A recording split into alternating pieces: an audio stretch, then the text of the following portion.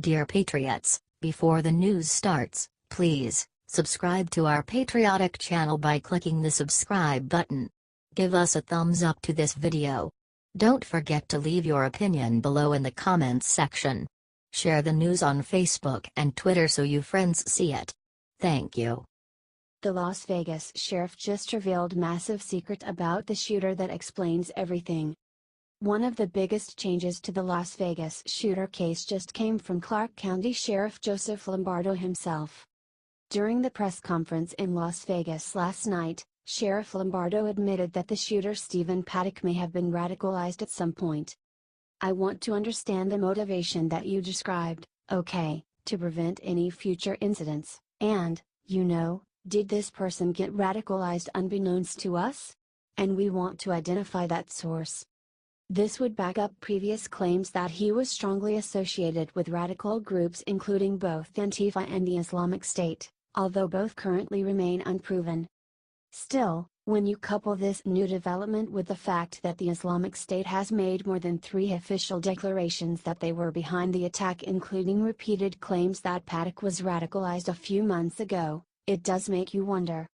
Paddock also wired $100,000 to the Philippines shortly before his death. The Islamic State has a known powerful presence in the Philippines, especially the city of Marawi.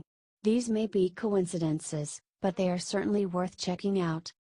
But, of course, the mainstream media will act like this is barely news so that most people never see it. That's why it's up to y'all to share this everywhere and let the people see what is really happening.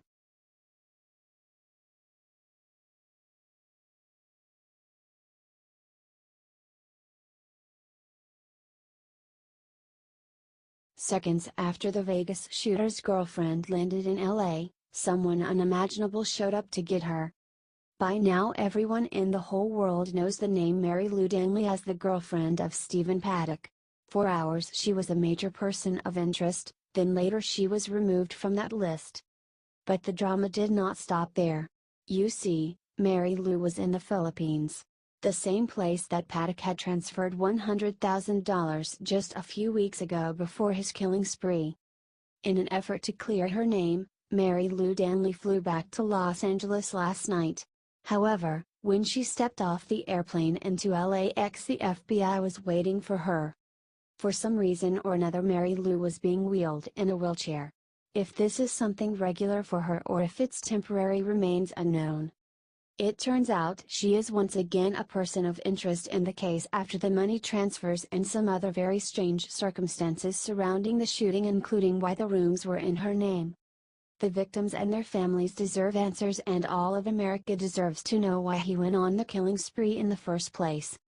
If you want Danley to tell the FBI and public everything she knows, share this out and comment "Tell the truth."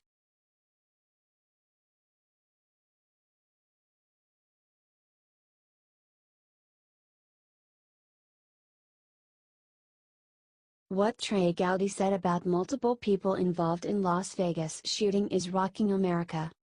On Monday, Trey Gowdy got on Fox News Channel's The Story and offered his thoughts about the investigation in Las Vegas. Watch the jaw-breaking thing that Trey Gowdy says in the video below. Gowdy thinks that host Martha McCallum was skeptical that Stephen Paddock could have acted without one person helping him. The South Carolina Republican predicted that in coming days he will be proven correct. "It's an incredible level of premeditation that you don't ordinarily see," Gowdy said. "And it is difficult to believe that a single person could have done this without detection. And so, I hope that what comes out of this is people, lots of crime is prevented because a non-law enforcement officer says something. The weapons and whether or not it was altered to become fully automatic and the premeditation of picking a certain hotel room. I think we're going to find someone along the way was suspicious. They should have turned that suspicion into a phone call to law enforcement. It's an incredible amount of premeditation to not go detected." Does this mean that multiple people helped the shooter the night of or just in preparation? We'll have to wait for more details. Share this if you think that there were multiple people involved and that we need to get to the bottom of this.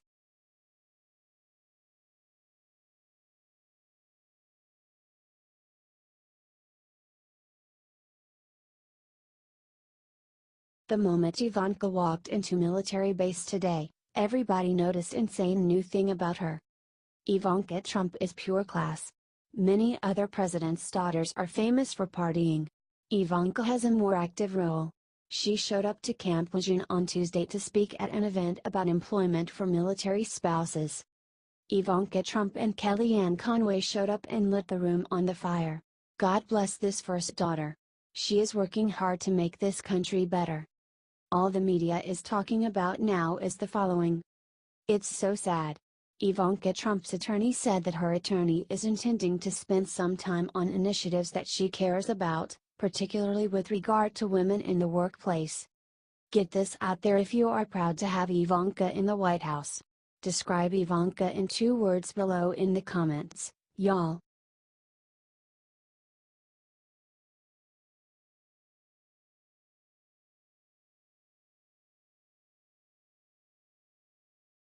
This hero Marine stole a truck in Vegas, then did something incredible. After the shooting in Las Vegas, Donald Trump spoke of the miracles that occurred in the aftermath of the attack. Iraq War veteran Taylor Winston is one of those miracles. According to the Orange County Register, the 29-year-old Marine was near the shooting site when he found a utility vehicle with its keys in the ignition. So he stole it, and did something awe-inspiring. We started grabbing people and loading them in the truck, Winston explained. Some were in critical condition. We took a full load to the hospital and then came back for more. Winston didn't get any names. Instead, he said he was focused on trying to be as efficient as possible. Because of his efforts, he may have beaten both emergency personnel and police to those most critically hurt. Due to his haste, he may never know the identities of the lives he changed that day. But those people may soon know his name if Winston's story gets the attention it deserves.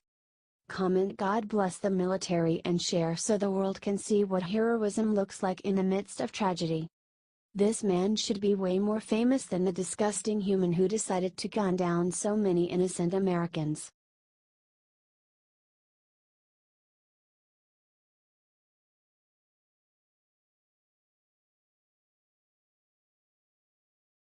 As San Juan mayor met Trump, media didn't show pointy things she had under her hand. Do you all remember when President Trump and Melania went to Houston after Hurricane Harvey to help the relief effort, and Melania wore high heels as she got off of the plane and the press lost its collective mind? You get the idea.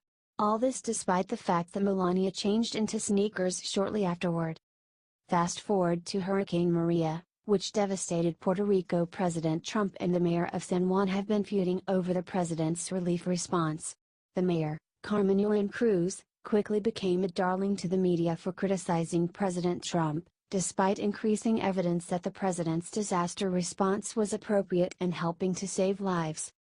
The mayor, Carmen Yulín Cruz, quickly became a darling to the media for criticizing President Trump, despite increasing evidence that the president's disaster response was appropriate and helping to save lives.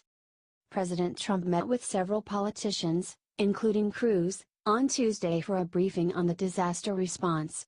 Check out what Cruz had on her feet. That's right, people. Stilettos. Where is the leftist outrage? Where are the headlines denouncing Cruz for her inappropriate disaster shoes?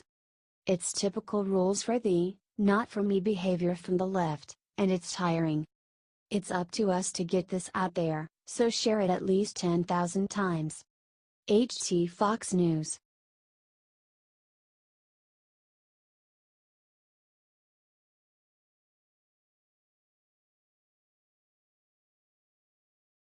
Trump pulled desperate maneuver to stop Cowboys protest and it paid off big time. President Trump wants our flag and national anthem to be respected as symbols of American unity, pride, and respect for our armed forces. The president has been hammering the National Football League for the past 2 weeks for their protests of the national anthem, calling them out in a series of tweets and during his Alabama rally. But the president isn't going to just sit around tweeting all day, despite what the mainstream media tells you. He's ready to get into the trenches and do what he can personally, and the national anthem protests are no exception. President Trump called Dallas Cowboys owner Jerry Jones 4 times on Monday to make sure the Cowboys wouldn't kneel during the national anthem. According to NFL.com, the president called Jones right before the game, while he was waiting in the locker room to play against the Arizona Cardinals. Jones is a friend of the president's, donating $1 million to Trump's inaugural committee. And guess what? President Trump's phone calls worked. The Cowboys did kneel, but only briefly right before the national anthem. When the anthem started playing, they stood up. Check out this beautiful moment of unity here. President Trump managed to preserve the dignity of our flag and anthem, and the players got to protest in a way that respected our important national symbols. Naturally, the MSM is totally ignoring this. Share this out if you love having a president ready to do what it takes to keep our symbols sacred. HT The Hill,